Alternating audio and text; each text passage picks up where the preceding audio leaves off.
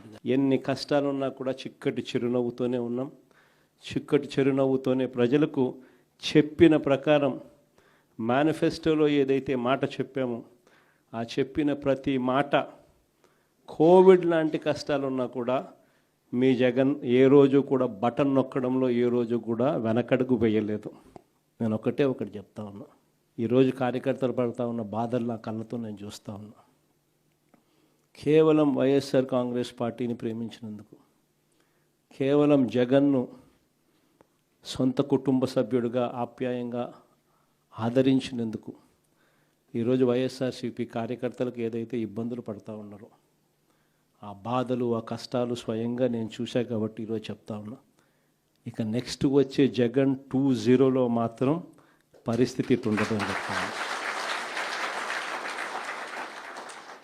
మొట్టమొదటి పీఠం కార్యకర్తకే వేస్తా, ఈ మాత్రం ఖచ్చితంగా చెప్తాను.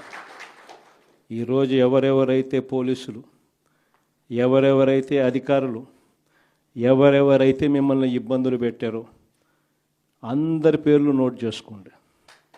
నేను చెప్తా ఉన్నా, మీరు నోట్ చేసుకోండి. ఒక్కొక్కడిని మాత్రం యూనిఫామ్కు ఉన్న వాల్యూ ఏమిటి అనేది వాళ్ళకి అర్థం కావాలి. యూనిఫామ్ అంటే ప్రజలకు మేలు చేయడం కోసం యూనిఫామ్, అంతేగాని అధికారంలో ఉన్న వాళ్ళ కోసం సలాములు కొడుతూ గులాంగిరి చేస్తూ ఇటువంటి చిత్రహింసలు పెట్టే కార్యక్రమం ఈరోజు అయితే ఏదైతే జరుగుతూ ఉందో దీనికి తెర పడాలి అని అంటే ఏదైతే నువ్వు విత్తినావో అది ఎలా పండుతుంది అనేది నీకు తెలిస్తేనే ఇంకొకసారి నువ్వు ఆ ఇత్తనం ఇత్తడానికి నువ్వు భయపడే పరిస్థితిలోకి నువ్వు వచ్చినప్పుడే ఇది జరుగుతుంది.